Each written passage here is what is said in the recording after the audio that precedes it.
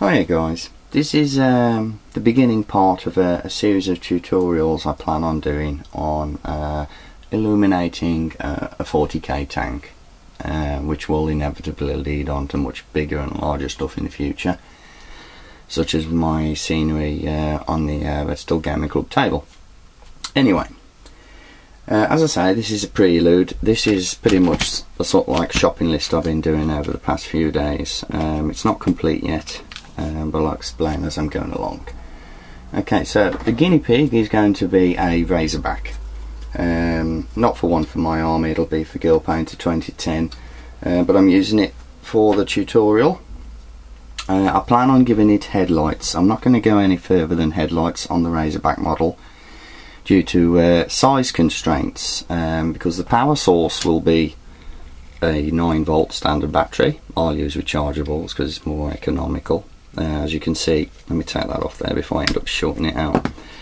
I've brought several of these. All the components you see here are incredibly cheap.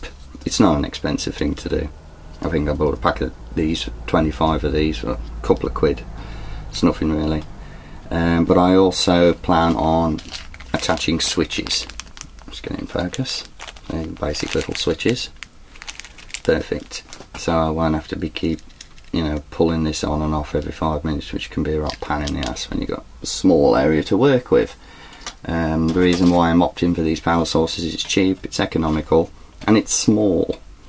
And as you can see, just about the right size. I mean, I've already checked through the rear doors of the Razorback. If I leave them unglued, I'll be able to slide the battery in and out with minimal effort. But like I say, it'll be in there most of the time until it needs recharging, because I should put a switch right on the rear end of the door, on the inside of course, so you can just flick it on and off as well. Now, I'll take you through the shopping list first. If you plan on doing this sort of thing, these, from what I can understand, is the sort of things you're going to need. Obviously, LED wire. Any of you guys out there know where I can get long lengths of this, I'd appreciate knowing, because these are well, let's have a look. Just give me a second to open the packet. There we go.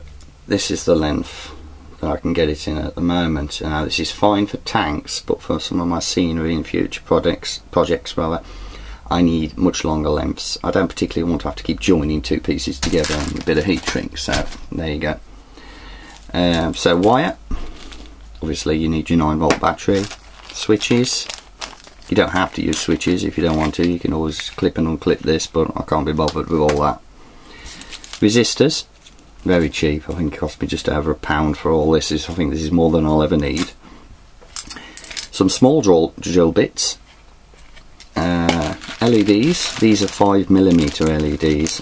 Don't start asking me voltages and all that stuff yet, but in the future videos I will make sure you have all the technical information. A soldering iron. Cheap one I just brought from down the road this morning. Some solder. What else have we got?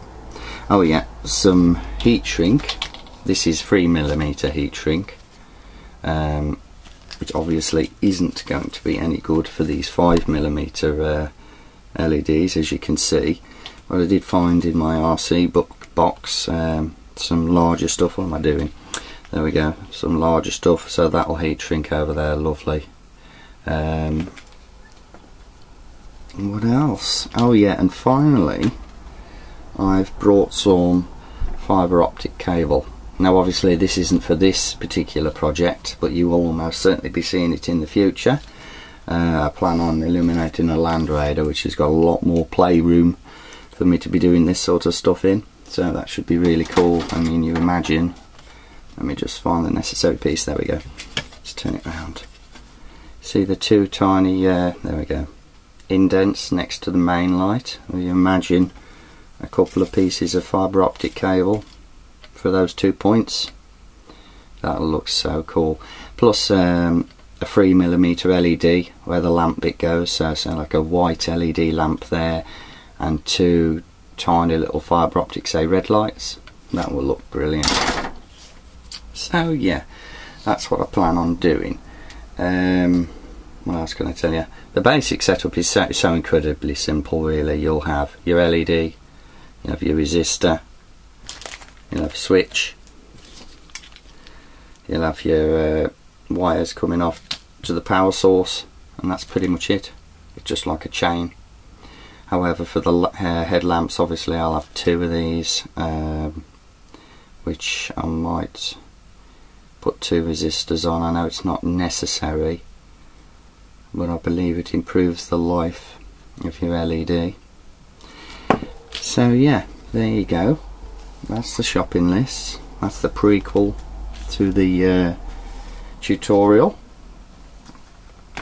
Should be fun, guys.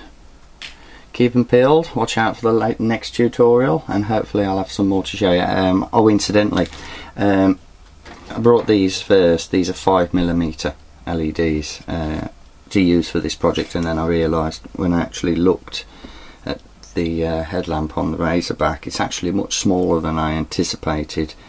Just as that, let me get into shot there, so as you can see it's much larger. So I have ordered a crap load of 3mm LEDs and varying colours, because ideally I want white ones in there, and I think these are like an off yellowy green, but no matter, they're very cheap. Like I say, I've ordered a lot of different colours. So yeah, that's pretty much it, guys. Hope to see you on the next part of this tutorial. Cheers.